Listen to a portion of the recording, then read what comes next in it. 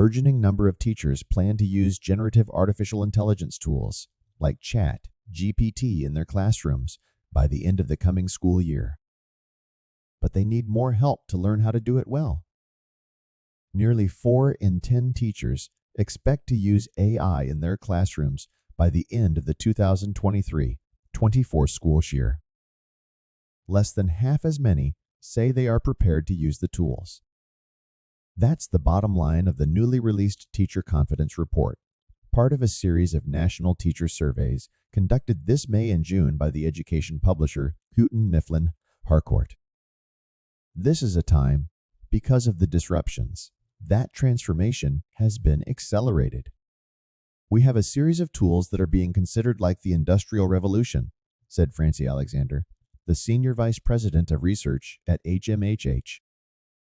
With regard to AI, I think educators all understood it enough to be asked about it, but the study revealed that the high majority have not yet integrated it into their classrooms. Only 1 in 10 teachers said they had used AI in the classroom in the past school year. Of educators who have used AI, fewer than 6 in 10 surveyed found the tools helpful. The report is the first of 3 to be released this fall, based on a representative sample of 1,000 K-12 teachers and more than 200 administrators.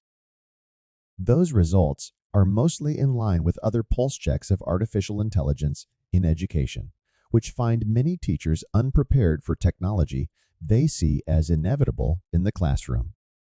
While districts have used AI-based testing and logistics programs for years, last school year saw the release of free AI tools ChatGPT 3 and DALLEE, which sparked an explosion in the number of teachers and students experimenting with the technology. The Chat app, for example, scans the internet to generate a wide variety of writing, from synopses of research to model individualized education programs. But the majority of teachers are still unclear about how to use AI tools effectively and safely. The HMH survey found teachers see the most promise for AI in developing worksheets, lesson plans, and writing prompts.